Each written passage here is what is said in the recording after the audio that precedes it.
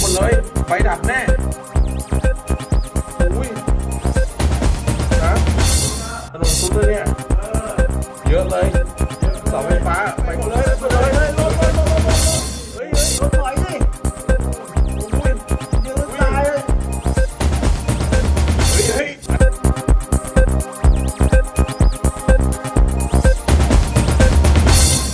ሰላም የተከበራችሁ የኢትዮ ታይምስ ቤተሰቦቻችን ለሰዓቱ መርጠን ያዘጋጀናቸውን አዳዲስና ወቅታዊ መረጃዎችን ይዘንላችሁ ቀርበናል።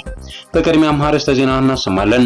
የአማራ ፋኖ ብሔራዊ ኃይል ምዕራብ አማራ ቀጠና ምኒልክ ዕዝ አምስቱም ኮሮችና የዕዙ ልዩ ዘመቻ በዘመቻ አርበኛ አደማሊ አባናደው ያደረጉት ባለው ውጊያ ስትራቴጂክ የሆኑ ከተሞችን በመቆጣጠር ላይ እንደሚገኙ ተገለጸ።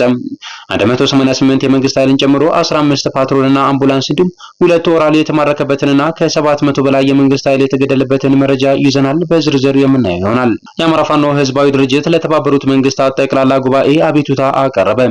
ዓለም በዝምታ እየተመለከተው ያለው የኢትዮጵያ ነባራዊ ሁኔታ ተራ ግጭትና የጸጥታ አለመረጋጋት አለመሆኑን በመጠቆም በኢትዮጵያ ስር የሰደደ የዘር ማጥፋት ወንጀል እየተካሄደ ይገኛል ያለ ሲሆን በገለልተኛ የምርመራ ቡድን እንዲጣራ ጠይቋል። ተጨማሪ ያለን ኢትዮ ቴሌኮም ብድር ወስደው ዕዳቸውን ሳይከፍሉ የቀሩ ደንበኞችን አስመልክቶ በሰጠው የመጨረሻ ማስጠንቀቂያ ክስ ሊመሰረት መሆኑን አስታወቀም።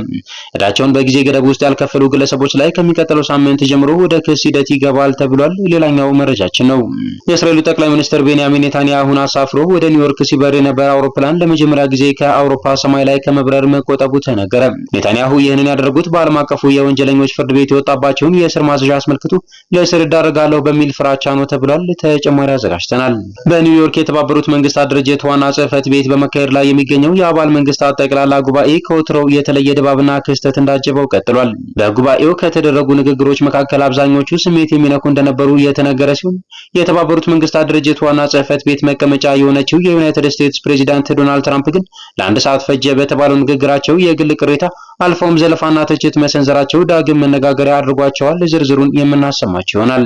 የተከበራችሁ የኢትዮ ታይምስ ቤተሰቦቻችን እነዚህንና ሌሎችም ወቅታዊና አዳዲስ መረጃዎችን ለማድመጥ እስከ መጨረሻው ድረስ ላይክ፣ ሼር እና ሰብስክራይብ በማድረግ አብራችሁን እንድትቆዩ እየጋበዝን ወደ ዝርዝር መረጃዎቻችን እናልፋለን።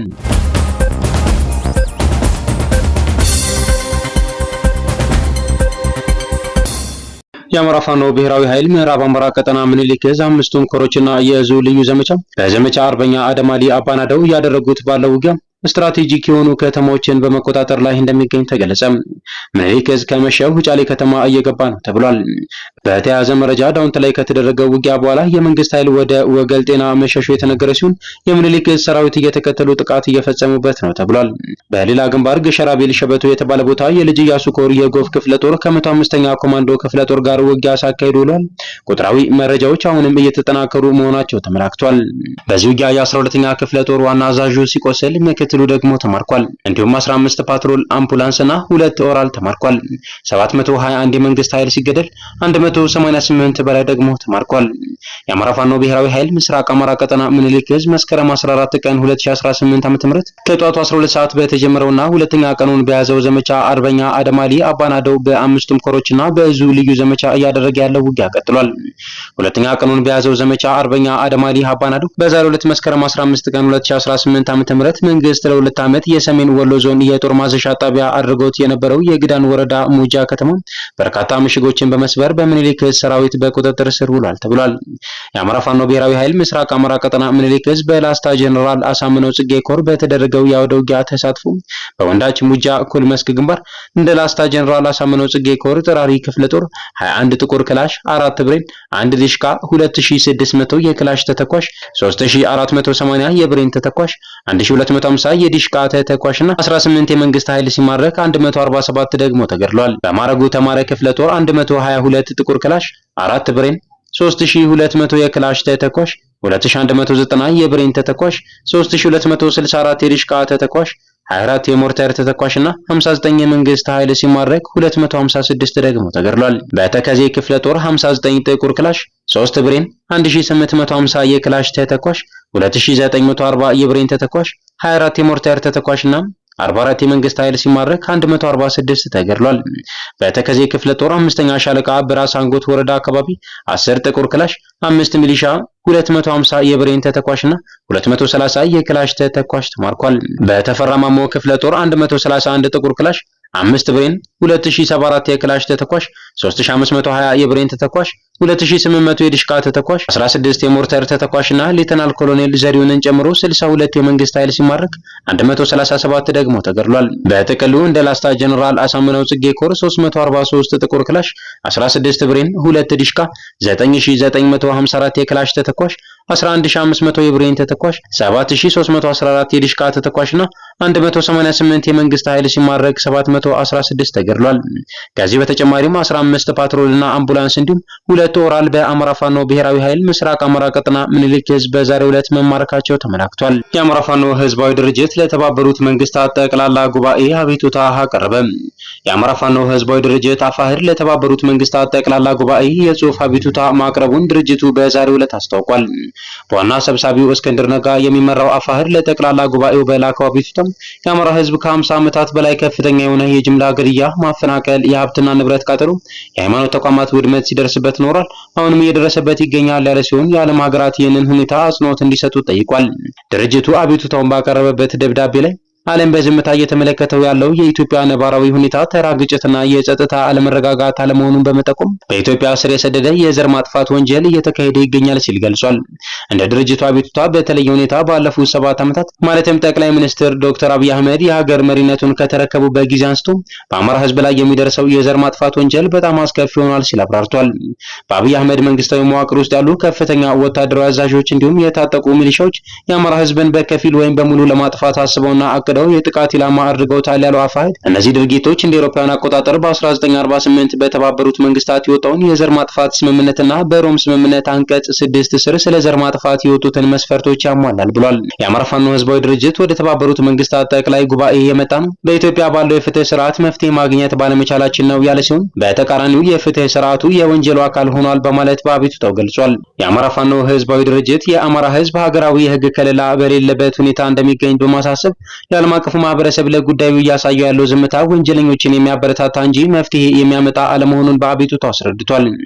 ድርጅቱ የተባበሩት መንግስታት ጠቅላላ ጉባኤ በትኩረት እንዲመለከታቸው የተለያዩ አንኳር ነጥቦችን በዝርዝር ያስቀመጠ ሲሆን ከነዚህ መካከል በአማራ ህዝብ ላይ እየደረሰ ያለውን ግፍና በደል እውቅና ሰጥቶ እንዲያወግዝ እንዲሁም በተባበሩት መንግስታት አስፈጻሚነት በኢትዮጵያ ውስጥ የዘር ማጥፋት ወንጀልና በሰብአዊነት ላይ የተፈጸሙ ወንጀሎችን በገለልተኛ ምርመራ ቡድን እንዲጣራ እንዲያደርግ በአቤቱታ ጠይቋል። ከዚሁ ጋር ተያይዞ የአሜሪካ መንግስት የውጭ ጉዳይ መስሪያ ቤት ኢትዮጵያን አስመልክቶ ላወጣው የሰብአዊ መብት ሪፖርት የአማራ ፋኖ ህዝባዊ ድርጅት የዓለም አቀፉ ማህበረሰብ ገለልተኛ ማጣራት እንዲያደርግ መጠየቁ አይዘነጋም። ከዚህም በተጨማሪ ከከፍተኛ እስከ ዝቅተኛ ወንጀለኛ ባለስልጣናት ወደ ህግ እንዲቀርቡ እንዲያደርግ እንዲሁም በህዝብ ላይ የባሰ ጭፍጨፋና መፈናቀል እንዳይከሰት አፋጣኝ እርምጃ በአስቸኳይ እንዲወስድ እንጠይቃለን ሲል የአማራ ፋኖ ህዝባዊ ድርጅት ለጠቅላላ ጉባኤው በላከው አቤቱታ ጠይቋል። የአማራ ፋኖ ህዝባዊ ድርጅት እንደ አውሮፓውያን አቆጣጠር በ1948 ዓ.ም የዓለም መንግስታት ከዚህ በኋላ የዘር ማጥፋት ወንጀል አይደገምም ብለው ቃል ኪዳን ማሰራቸውን በማስታወስ ዛሬ በሚሊዮኖች የሚቆጠሩ አማራዎችን ህልውናና የአፍሪካ ቀንድን ሰላም በተመለከተ የተባበሩት መንግስታት ድርጅት ለጉዳዩ ልዩ ትኩረት መስጠት እንዳለበት ጠይቋል። በኒውዮርክ የተባበሩት መንግስታት ድርጅት ዋና ጽሕፈት ቤት በመካሄድ ላይ የሚገኘው የአባል መንግስታት ጠቅላላ ጉባኤ ከወትሮው በተለየ ድባብና ክስተት እንዳጀበው ቀጥሏል። በጉባኤው ንግግር ያደረጉ አብዛኞቹ ስሜት የሚነኩ እንደነበሩ ቢገለጽም የተባበሩት መንግስታት ድርጅት ዋና ጽሕፈት ቤት መቀመጫ የሆነችው የዩናይትድ ስቴትስ ፕሬዚዳንት ዶናልድ ትራምፕ ግን ለ1 ሰዓት ፈጀ በተባለው ንግግራቸው የግል ቅሬታ አልፈውም ዘለፋና ትችት መሰንዘራቸው ዳግም መነጋገሪያ አድርጓቸዋል። ትራምፕ ከግል ወቀሳቸው በተጨማሪም የመንግስታቱ ድርጅት በጋራ የሚያሳልፋቸውን የአየር ንብረት ለውጥም ሆነ የስደተኞችን ጉዳይ የሚመለከቱ ፖሊሲዎችን በአደባባይ ሲያጣጥሉ ተደምጠዋል። በዚህም የተባበሩት መንግስታት ድርጅትን ጨምረው የአውሮፓ መሪዎችን ሳይመሩ የስደተኝነት ፖሊሲና ጽዱ የኃይል ምንጭ አጠቃቀምን ሳይቀር ሲያጣጥሉ ተደምጠዋል። ከመነሻው ንግግራቸውን የሚያነቡበት ቴሌፕሮምፕተር እንዳይሰራ ተደርጓል ሲሉ የወቀሱ ትራምፕ እሳቸውና ባለቤታቸው ሜላኒያ ትራምፕ ወደ ስብሰባው ለመምጣት በሚንቀሳቀሰው ደረጃ ላይ ሲወጡ አገልግሎቱ መቋረጡንም በአደባባይ አንስተው ተችተዋል። ለሌሎች መሪዎች የሰራው ቴሌፕሮምፕተር ለእሳቸው መበላሸቱን የኤሌክትሪኩ ደረጃ ከግማሹ ሲደርሱ በመቆሙ ከነባለቤታቸው ደረጃውን ለመውጣት መገደዳቸው የእሳቸውና የተባበሩት መንግስታት ድርጅት ግንኙነት የመበላሸቱ ማሳያም አድርገው አቅርበዋል። እርግጥ ነው እሳቸው ይህንን ቢሉም በእሳቸው ምክንያት መንገድ ተዘግቶ የሁለት ሀገራት መሪዎች መቸገራቸው ሌላኛው መነጋገር ሆኗል። የትራምፕ ለተባበሩት መንግስታት ድርጅት ጉባኤ ያሰሙት ቅሬታ በዚህ አላበቃም። ከ20 ዓመታት በፊት የቤት ግንባታ ስራ የተሰማራ ኩባንያቸው የተባበሩት መንግስታት ድርጅትን ህንፃ አሳምሮ ለማደስ ጠይቆ እንዳልተፈቀደለትም አንስተው የቆየ ቁርሻቸውን ለአደባባይ አብቅተዋል። የአውሮፓ ሀገራት እሳቸው በአሜሪካ ተግባራዊ ያደረጉትን ፖሊሲ እንዲቀዱና ድንበራቸውን እንዲዘጉ እንዲሁም ስደተኞችን እንዲያባረሩም ሲመክሩ ተደምጠዋል። ስደተኞችን በተመለከተው ንግግራቸውን በተለይ ብሪታንያን አንስተው ጠንካራ ትችት ሰንዝረዋል። ስልጣን ከያዙበት ጊዜ አንስቶ 7 ጦርነቶችን ማስቆም እንደቻሉ የተናገሩት ዶናልድ ትራምፕ ለዚህ ስራቸውም ከተባበሩት መንግስታት ድርጅት ሌላው ቀርቶ ስልክ እንኳን አልተደወለልኝም በማለት ድርጅቱን አጥብቀው ተችተዋል። የተባበሩት መንግስታት ድርጅትም ከተቋቋመ ዘንድሮ 80ኛ ዓመቱን ይዟል። እሁድ ዕለት በባህር ዳር ከተማ ታግተው ተወስደው የነበሩት የሰሜን ጎጃም ዞን የብልጽግና ፓርቲ አመራር አቶ ታከለ ሙሉጌታ የመንግስት የጸጥታ ኃይሎች በወሰዱት የተቀናጀ እርምጃ ከእገታ መለቀቃቸው ተረጋግጧል። አቶ ታከለ የተለቀቁት አጋቾቹ የጠየቁት የ3 ሚሊዮን ብር ቤዛ ሳይከፈል መሆኑም ታውቋል። ዝርዝር መረጃዎች እንደሚያመለክቱት የባለስልጣኑ ቤተሰቦች የ3 ሚሊዮን ብር ክፍያ ለመፈጸም በዝግጅት ላይ በነበሩበት ወቅት የጸጥታ ኃይሎች በራሳቸው መስመር ምርመራ ሲያካሂዱ ነበር። የጸጥታ ኃይሎቹ አቶ ታከለ ሲታገቱ በአካባቢው ነበሩ የተባሉትን ተጠርጣሪዎች በቁጥጥር ስር ከዋሉ በኋላ ባደረጉት ምርመራ ተጠርጣሪዎቹ አቶ ታከለ ታግተው ወደ ተቀመጡበት የግለሰብ መኖሪያ ቤት እየመሩ ወስደው አሳይተዋል። በዚህ መሰረት የጸጥታ ኃይሎች በጠቆሙት ቤት ላይ በወሰዱት እርምጃ አቶ ታከለን በቤቱ ውስጥ ታስረው አግኝተዋቸዋል። በድርጊቱ ላይ ተሳትፈዋል የተባሉ የተወሰኑ ተጠርጣሪ አጋቾችን በቁጥጥር ስር ውለዋል። በሌላ በኩል ከደብረ ታቦር ከተማ ታግተው የተወሰዱት የ80 ዓመቱ የሀገር ሽማግሌ አቶ አማሃ አሰፋ ግን ዛሬም በታጋቾቹ እጅ እንደሚገኙ ታውቋል።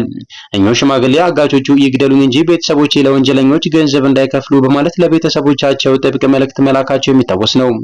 የአቶ ታከለ በኦፕሬሽን መለቀቅ በህብረተሰቡ ዘንድ የተወሰነ ፎይታን የፈጠረ ቢሆንም የአቶ አማሃ አሰፋ ጉዳይ ግን አሁንም የብዙዎችን ልብ የሰቀለና በክልሉ ያለው የጸጥታ ስጋት ምን ያህል ከባድ እንደሆነ የሚያሳይ ሆኖ ቀጥሏል። በጀነራል ሰዓረ መኮንንና ብርጋዴር ጀነራል ገዛኢ አበራ ግድያ ዙሪያ ያልተሰሙ መረጃዎችን የሚዳስስ የምርመራ መጽሐፍ ገበያ ላይ መዋሉ ታወቀም። ጀነራል ሰዓረ መኮንንና ብርጋዴር ጀነራል ገዛኢ አበራን ማን ገደላቸው? ጥቃቱስ እንዴት ተፈጸመ? የሚል ጥልቅ ምርመራን ያካተተ መጽሐፍ አማዞን ላይ ለገበያ መዋሉ ተሰምቷል። ሰኔ 15 ቀን 2011 ዓ.ም በጀነራል ሰዓረና በብርጋዴር ጀነራል ገዛኢ ላይ የተፈጸመውን ጥቃት አስመልክቶ በጥልቀት የሚዳስሰው ይሄው የምርመራ መጽሐፍ የችሎቱን ሂደትና የፎረንሲክ ምርመራ ውጤት ጨምሮ የአይን ምስክሮችን ቃል ያካተተ መጽሐፍ መሆኑ ታውቋል። መጽሐፉ ወንጀሉን ፈጽሟል ተብሎ በፍርድ ቤት የእድሜ ልክ ጽኑ እስራት የተበየነበትን የ10 አለቃ መሳፍንት ጥጋቡን ቃልም ይዟል። 10 አለቃ መሳፍንትን ያልገደልኳቸው ጀነራሎቹ የተገደሉት በግቢው አጥር ዘለው በገቡ የሰለጠኑ ተኳሾች ነው ሲል ይናገራል። መጽሐፉ ውስጥ ከብርጋዴር ጀነራል አሳምነው ጽጌ ጋር የነበረህ ግንኙነትስ ምን ይመስላል ተብሎ ተጠይቆም የሰጠው ምላሽ በመጽሐፉ ተካቷል። ጀነራሎቹ ተገደሉበት የተባለው ሽጉጥ ባለቤቱ ማን ነው? ለምን የጣት አሻራ ሳይገኝ ቀረ? በዕለቱ የጥበቃ ካሜራዎቹን ማን አጠፋቸው? የዕለቱ የጥበቃ ተረኛ ለምን ከተጠርጣሪ ውጪ ሆነ? የሚሉ እስካሁን ያልተሰሙ መረጃዎችን እንደሚዳስስ ተመላክቷል። ብዙ አከራካሪ ጉዳዮችን በማስረጃ እየነቀሰ ፍንትው አድርጎ የሚያሳይ ነው የተባለለት ይህ የምርመራ ዘገባ በመጽሐፍ ተሰንዶ ለአንባቢያን ለማድረስ 2 ዓመታት ያህል እንደወሰደ ታውቋል። መጽሐፉን ለየት የሚያደርገው በሀገራችን የምርመራ ጋዜጠኝነት ታሪክ ውስጥ ፈርቀዳጅ መሆኑ ነው የተባለለት ሲሆን ጸሐፊው አሁን ላይ ሀገር ውስጥ የሚገኝ በመሆኑ ለደህንነቱ ሲባል ከጋዜጠኛው በሚል የብዕር ስም እንዲታተም ሆኗል። መጽሐፉ አሁን አማዞን ላይ እየተሸጠ እንደሚገኝም ተመላክቷል። ኢትዮ ቴሌኮም ብድር ያልከፈሉ ሰዎች ላይ ክስ ሊመሰረት መሆኑ ተሰማ። ኢትዮ ቴሌኮም ብድር ወስደው ዕዳቸውን ሳይከፍሉ የቀሩ ደንበኞችን አስመልክቶ የመጨረሻ ማስጠንቀቂያ ሰጥቷል። የኩባንያው የሕግ ክፍል እንዳስታወቀው ዕዳቸውን በጊዜ ገደብ ውስጥ ያልከፈሉ ግለሰቦች ላይ ከሚቀጥለው ሳምንት ጀምሮ ወደ ክስ ሂደት ይገባል።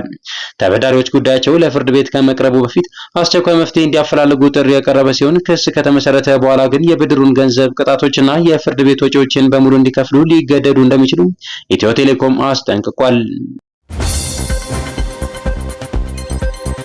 ቤንያሚን ኔታንያሁ የተሳፈረበት አውሮፕላን እስር በመፍራት ከአውሮፓ አየር ክልል መሸሹ ተነገረ። የእስራኤሉ ጠቅላይ ሚኒስትር ቤንያሚን ኔታንያሁን አሳፍሮ ወደ ኒውዮርክ ሲበር የነበረ አውሮፕላን ለመጀመሪያ ጊዜ ከአውሮፓ ሰማይ ላይ ከመብረር መቆጠቡ ተነገረ። ፕሬዚዳንቱ ለበረራ የሚጠቀሙት የጽዮን ክንፎች የተሰኘው አውሮፕላን የዓለም አቀፉ የወንጀለኞች ፍርድ ቤት በጋዛ ጦርነት ሳቢያ ያወጣባቸውን የእስር ማዘዣ በመፍራት ነው የአውሮፕላን አየር ክልል ለመሸሽ የተገደደው። በዚህ የተነሳ ከዚህ ቀደም የሚያልፍበትን የግሪክ፣ የስፔን፣ የጣሊያንና የፈረንሳይ አየር ክልል ለመሸሽ ተገዷል ነው የተባለው። አውሮፕላኑ በደቡባዊ ስፔን በኩል ወደ የጂብራልታር ቀጥታ በሜዲትራኒያን ባህር ላይ በመብረር ተጨማሪ 600 ኪሎ ሜትር ለመጓዝ መገደዱ ታውቋል። ኔታንያሁ ይህንን ያደረጉት በአይሲሲ ሕግ ለእስር ልዳረግ እችላለሁ በሚል ነው። በባንኮክ ሆስፒታል ፊት ለፊት 50 ሜትር ጥልቀት ያለው ስንጥቅ ጉድጓድ ተከፈተ። ዘባንኮክ ፖስት እንደዘገበው ከጉድጓዱ መከፈት በኋላ 2 የኤሌክትሪክ ምሰሶችና አንድ የፖሊስ መኪና ወደ ውስጥ ወድቀዋል። ወደ 3500 የሚጠጉ ታካሚዎችና በአቅራቢያው ባሉ ህንጻዎች ነዋሪዎች ከቦታው ተፈናቅለዋል። ክስተቱ በአቅራቢያው በሚገኙ ዋሻና ጣቢያ መገናኛ ላይ በተፈጠረ ስንጥቅ የተከሰተ ሲሆን አፈር ወደ ዋሻው ውስጥ ተፈሷል። የታይላንድ ጠቅላይ ሚኒስትር አኑቲን ቻርንቪራኩል ይህንን ለመጠገን ቢያንስ 1 ዓመት እንደሚወስድ አስታውቀዋል።